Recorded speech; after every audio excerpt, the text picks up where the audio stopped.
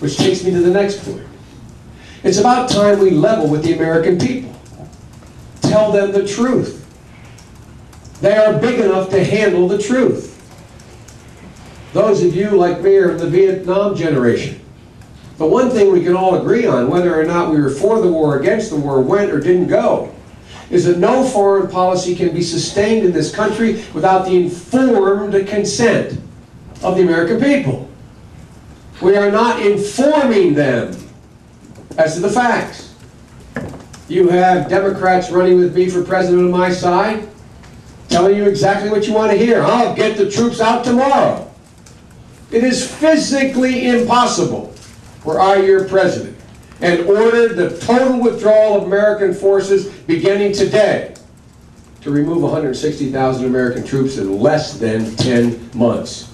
In all probability, 17 months, according to the logistical people in the Army. And what do we do in the meantime?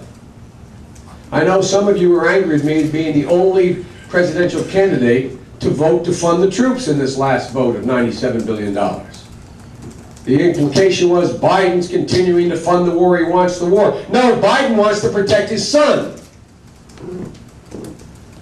70% of all the deaths in Iraq are from IEDs, roadside bombs. 70%.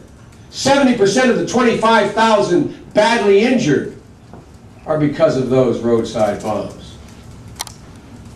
I, through a whistleblower at the Pentagon, found out 7 months ago that we have had, on paper, a vehicle we could build that could reduce deaths and injuries by 80%. 80%. Let me borrow this for a second. These kids are now riding around in 7,900 Humvees. They have flat bottoms. When these IEDs go off, they penetrate the bottom, kill or maim. Or when they're reinforced, remember your physics classes from high school, the weapon, the material, the shrapnel bounces back and forth off the ground up to the bottom of the vehicle, causing traumatic brain injury. By simply changing the configuration of the bottom of the vehicle to a V-shaped vehicle, you disperse the blast, reducing by 80% the injured. The South Africans have had these vehicles for 2 decades. The Canadians have them now, as do the Australians. What are we doing?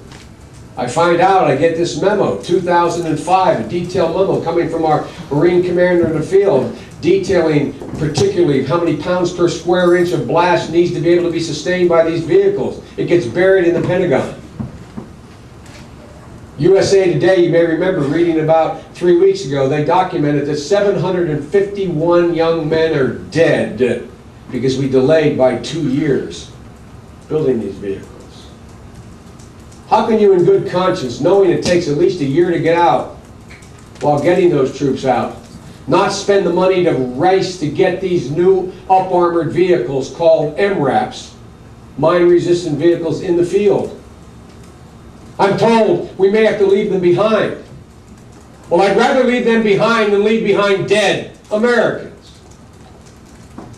And so I went to the floor of the United States Senate. And I forced and embarrassed the Senate. Started off with only 22 votes. Finally, after speaking, 99 voted for it, saying you're going to spend this $8.5 billion to build these vehicles. We spend that much per month in Iraq.